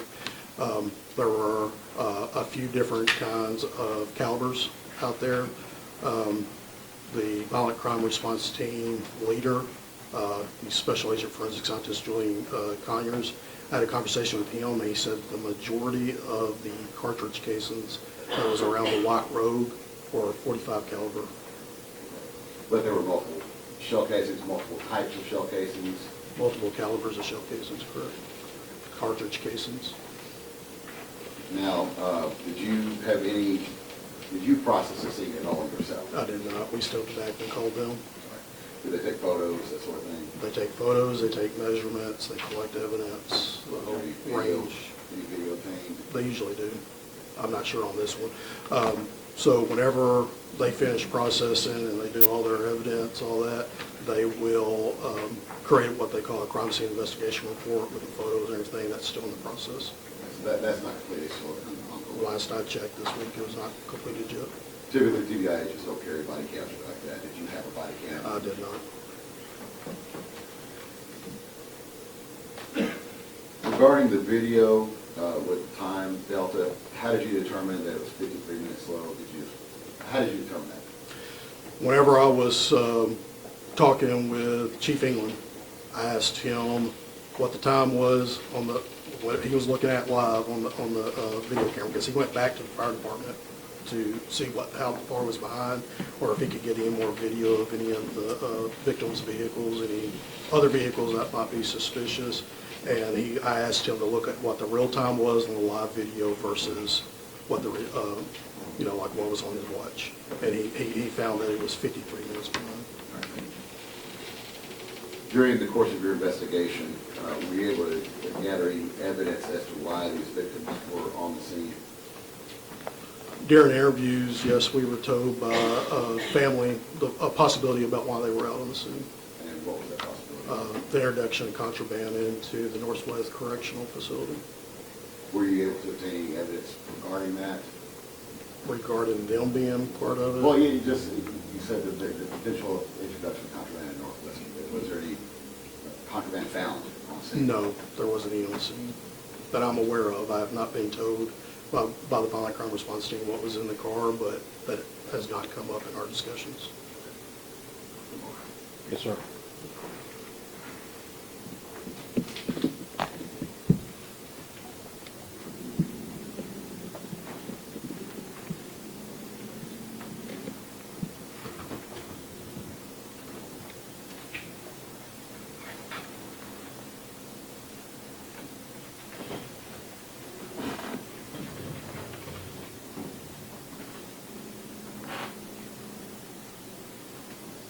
No further questions. Any redirect, General? One of the things that I failed to introduce the actual videos.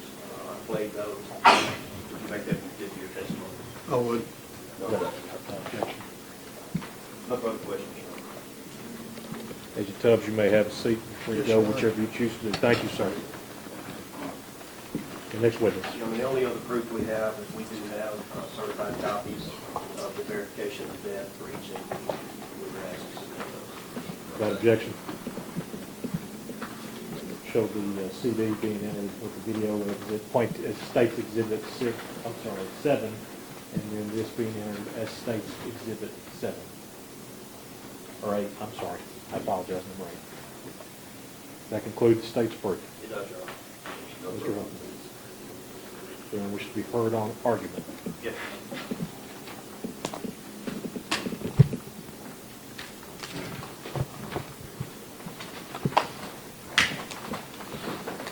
You've heard all the brief in this case. there's a real tight timeline with this case, and we think that we can show that. We think we've shown that today with cell phone data and as well as video footage. But just to go back through that, and just to go back through this timeline, I want to go back and highlight these things. At 6:27 a.m., the Dodge Charger and the Chevrolet Traverse are going north towards the crime scene on the fire department camera in Tiptonville. At 6:38, there's an outgoing call from the phone, and when I talk about the phone, it's going to be the phone in question that was purchased the night before.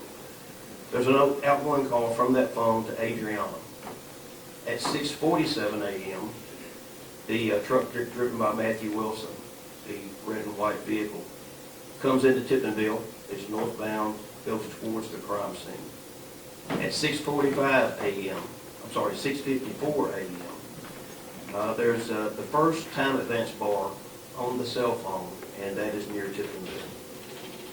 At 7:01 a.m., there's an outgoing call to Adriana once again, and that's the last call to Adriana. It lasted 32 seconds. Which one, what time was that, General? That was at 7:01 a.m. At 7:25 a.m., the red and white vehicle is seen traveling southbound on the video in Tiptonville, going past Williams Garage and the Mexican restaurant. And at that same time, a call starts at 7:25, and it lasts until 7:29. That's a three-way call from that phone that's in question to Giovanni Thomas and Tanaka Brown. Both of those individuals did admit in their testimony today that they were on the phone with Lawson Drummond at that time. 7:26 a.m., time advance data shows that that phone is now moving south.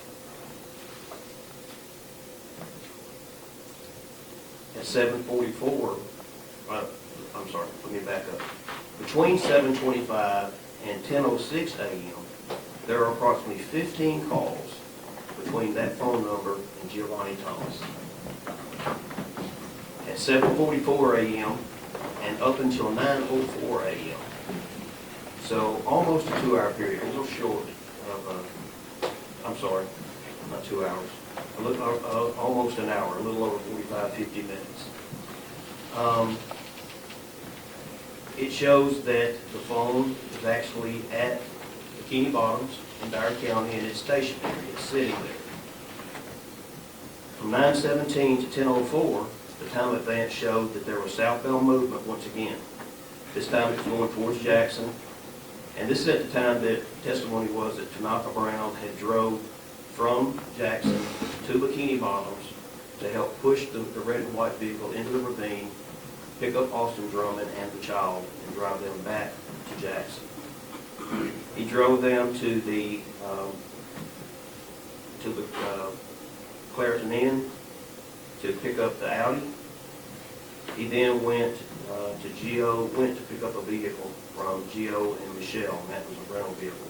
He had the baby with him this entire time. At the time of 11:55 until 12:07 p.m., we now have a different vehicle, and we have the Nissan Rogue with a California license plate that is traveling northbound towards Bells. At 12:39 p.m., that vehicle is seen by license plate readers going through Dyersburg, still traveling north. Between 1:04 and 1:14, it is the approximate time that the cell phone that's been in question the entire time is back at the crime scene. The phone was initially at the crime scene. It left the crime scene. It made phone calls, which witnesses say were made by Austin Drummond. It went to Bikini Bottoms. It went to Jackson. It got the rental car, and now it is back at the crime scene once again. This is between 1:04 and 1:14. At 1:15, you heard testimony from the park ranger that stated that there was a black Charger, a white Traverse, and a Nissan Rogue with a California license plate. And he said it left quickly as soon as he passed the vehicle. Between 1:38 and 2:14 p.m., time advance data showed movement going southbound once again from the crime scene back towards Jackson, Dyer County and Jackson. At 2:15 p.m., the rental vehicle is southbound, according to license plate readers. Between 2:32 and 2:35, it's in the area where the baby was eventually dropped in Friendship. At 2:55, the time advance showed that the cell phone and vehicle was northbound towards Dyersburg. And just a few minutes later, 3:11 p.m., the 911 call came in. The baby had been dropped. And keep in mind that Mr. Drummond admitted that he dropped the baby.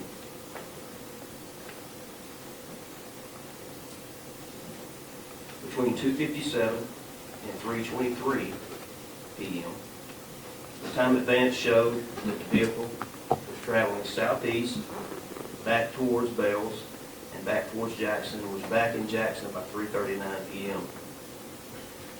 Between 4:22 and 6:06, and this is really important, there were overlapping arcs.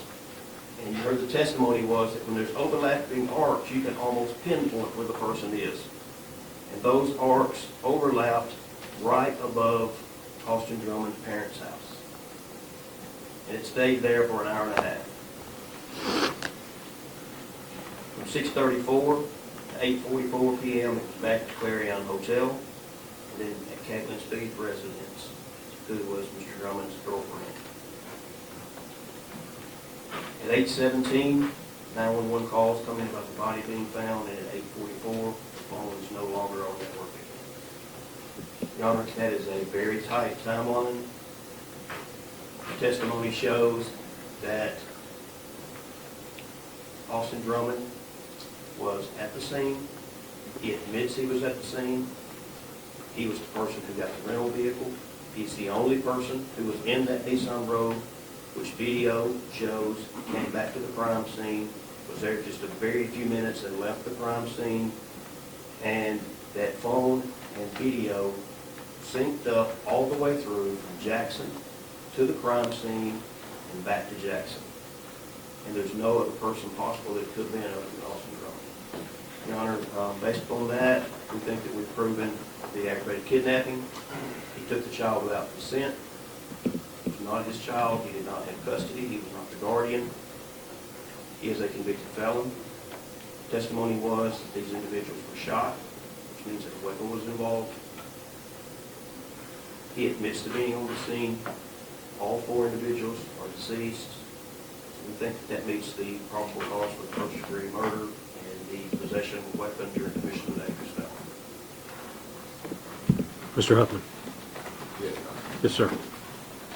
understanding this is a preliminary hearing and that the burden of proof is probable cause and not beyond a reasonable doubt, obviously.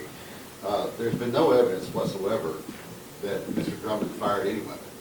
The only evidence that is presented today was that there was a cell phone purchased by one of the victims at the scene and proof that he was present on scene, but no proof as to anybody else on scene, or even that the cell phone was in his hands when he was on scene. The only thing that probable cause was met was that his presence on scene. There was no evidence whatsoever regarding who fired these shots, if Mr. Drummond fired the shots, or if there are other individuals on the scene. So we do not believe that the state has met probable cause regarding the murders. Obviously, there's some evidence regarding Mr. Drummond's having a child, so we would submit that to the court as to determination here at the probable cause hearing. Again, the only thing that the state has shown ostensibly is his presence on the scene and afterwards. There's been no evidence whatsoever that Mr. Drummond fired any of these shots. Any response, General?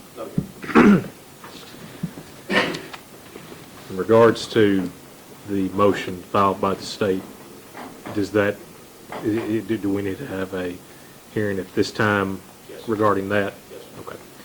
What I'm going to do is this. If everybody doesn't mind for a moment, I'm going to take a very brief recess, okay? So if anyone needs to use the restroom, I would tell you to take this time to do so. I'm going to go downstairs and take a brief recess. I'll be back here, folks. Let's try. It is now 2:48. Everyone needs to be back in the courtroom at 3 p.m. sharp. 3 p.m. Okay, we're in recess till then. All rise. Order's in recess.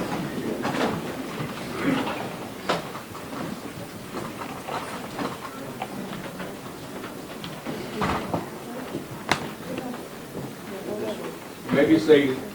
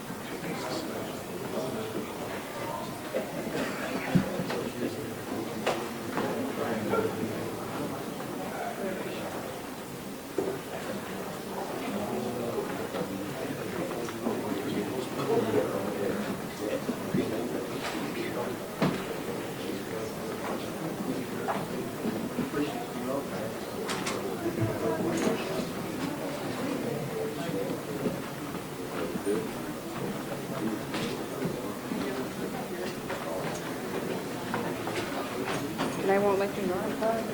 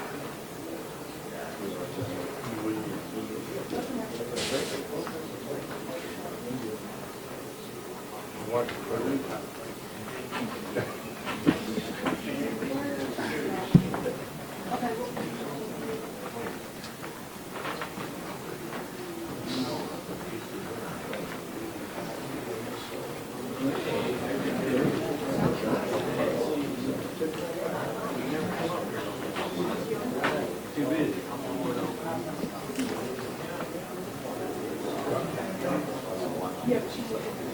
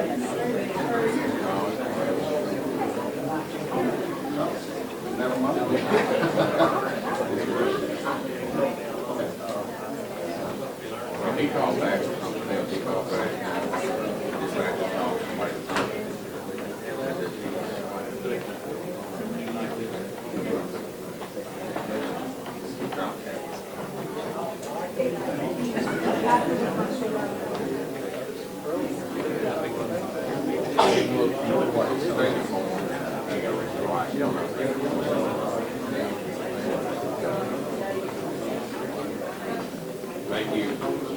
They've done their own work, I don't know what they have to say.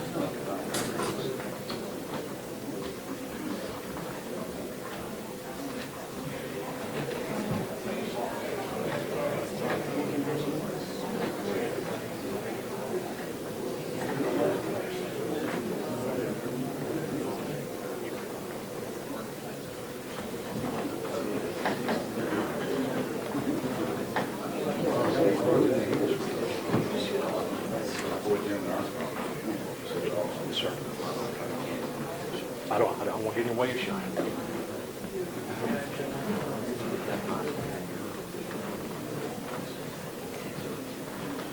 It is. Oh, look at that.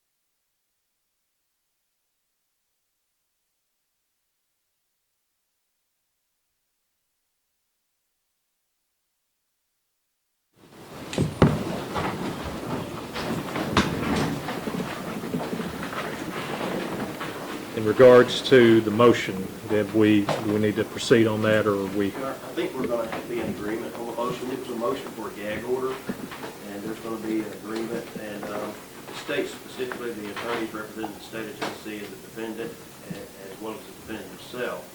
Witnesses or investigators are prohibited from posting on social media or providing additional media and or social media accounts covering the case, statements concerning or alleging the facts of the case. Your Honor, and doesn't prevent anything with media other than the facts of the case cannot be discussed, and it includes the defendant. Is that it? Yes, Your Honor. It does contain the state charges promulgated by Tennessee Supreme Court as well. Yes. There was a case that, and I appreciate the state providing the cite to that case. It was a very, it was a good opinion on what to do and what not to do in this type of situation. I appreciate both parties' cooperation in regarding this. And I'll say this, after reviewing the motion and the case, I think not only to ensure the state's right to a fair trial, but Mr. Drummond also to ensure your right to a fair trial as well. I want to make sure that the parameters are put in place, because I know the media since 2000, I appreciate our media that are here. I want to just echo that again. I appreciate our media that is here. The media since 2000 has grown tremendously since that case was first decided. Things are a lot far different than it was a quarter of a century ago. So I think that, we get our news now from not only our television and our newspapers, but from our telephones. If y'all are like me, it's a habit. So I will enter this order at this time. Today's date is the 4th of September. I need a pen that works, though. I sure do. Miss Jessica, do you mind if I borrow that? Thank you so much.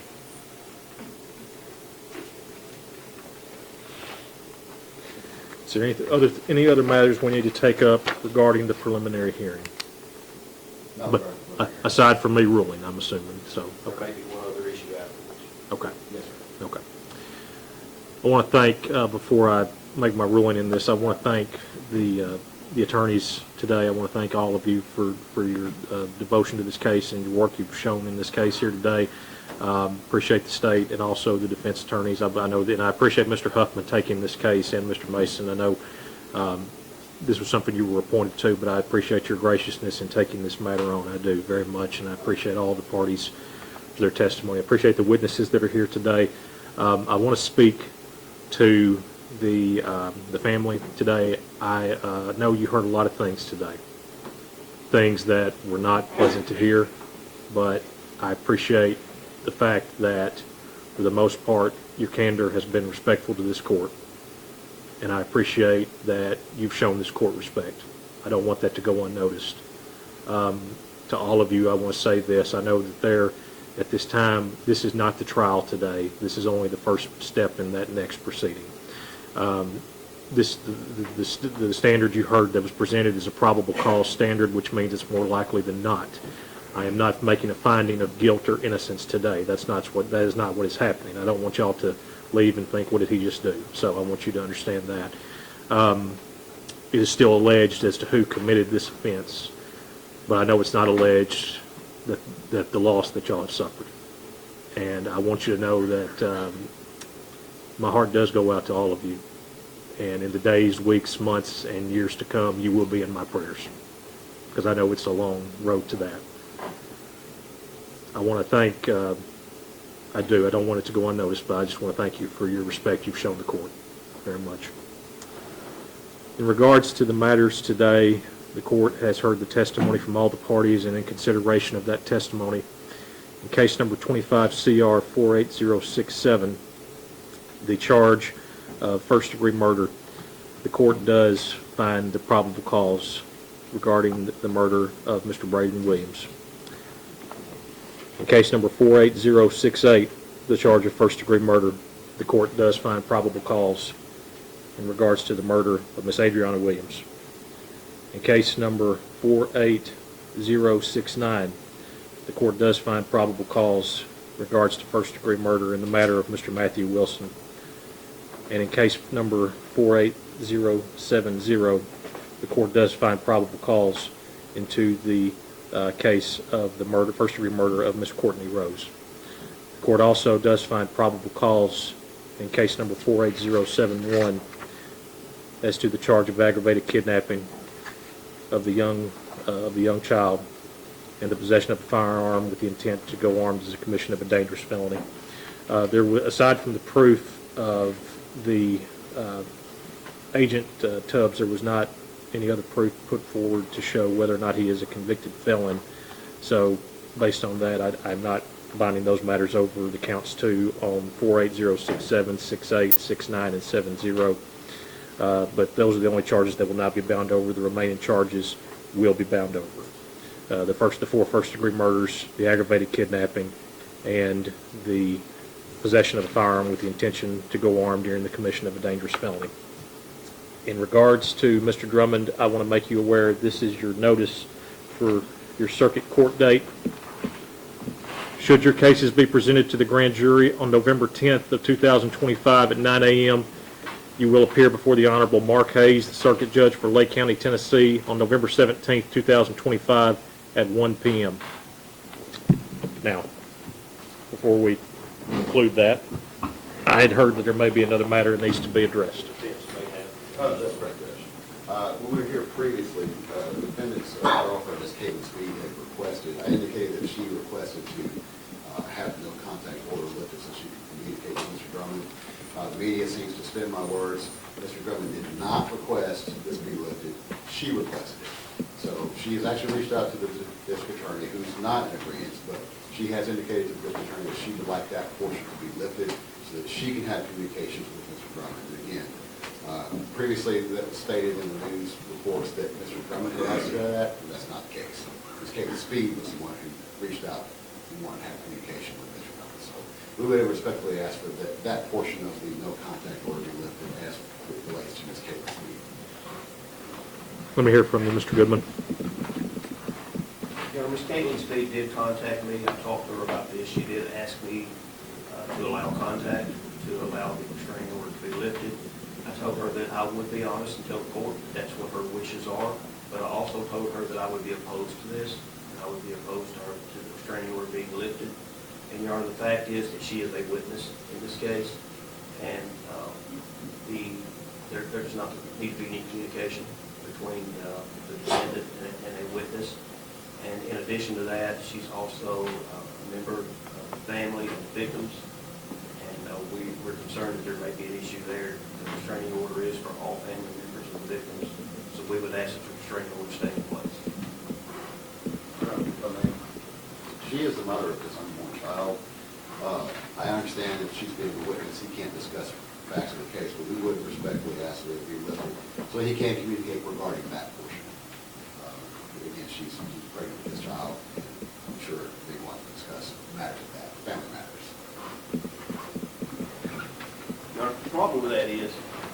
no way for us to police that. There's no way to say, okay, well, you can talk to her about these issues, but you can't talk about the others. You know, it's not like we're going to be there to monitor the situation and say, oh, okay, stop talking, you can't talk about that. You know, so there just needs to be a restraining order that prevents all communication. They are clearly listening to every phone call that he makes.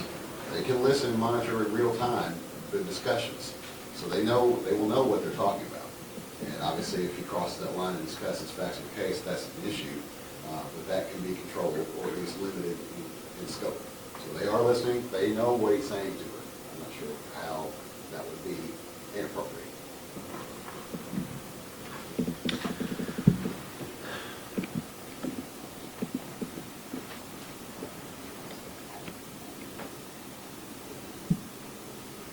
I think that the issue at hand is not whether or not it would be appropriate. I think the thing I have to consider in this is that, based on the testimony I've heard here today, it is very likely that she is going to be a witness possibly in this case. That's what I've gathered from the testimony I've heard here today.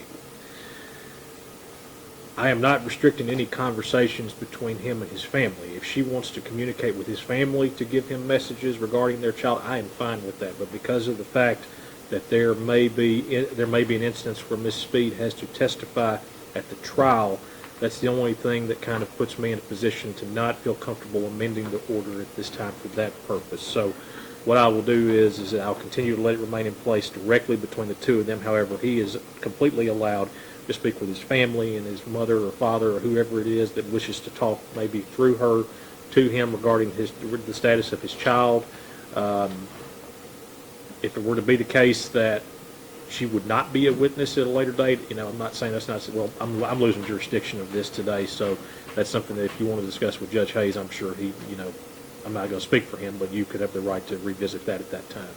So I'm going to leave. Just to clarify, in order for his third-party contact, you're saying he may have third-party contact as it relates only to family matters, which I know what you're going to say is that it may be difficult to police that.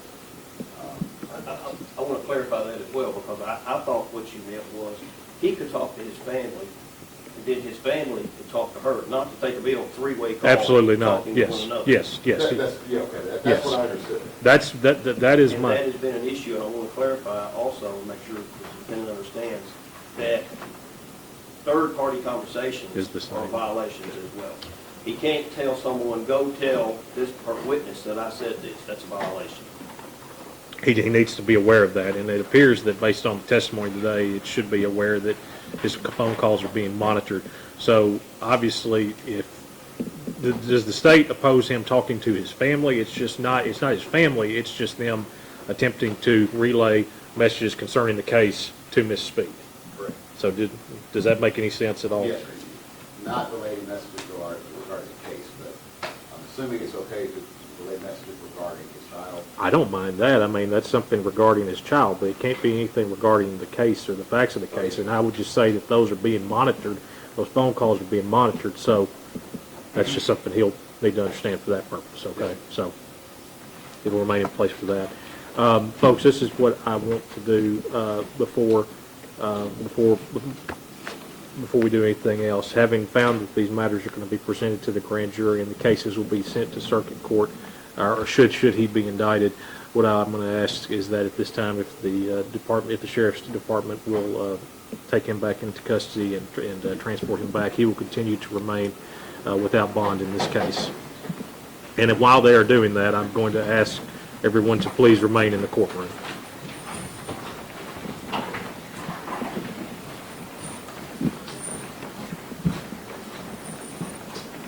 Before we are adjourned, folks, I want to again thank our law enforcement that are here today. I want to thank all of our law enforcement for the efforts they put into this case in protecting the courtroom. And to the families again, good luck to each of you in the days to come. With that, folks, we're adjourned.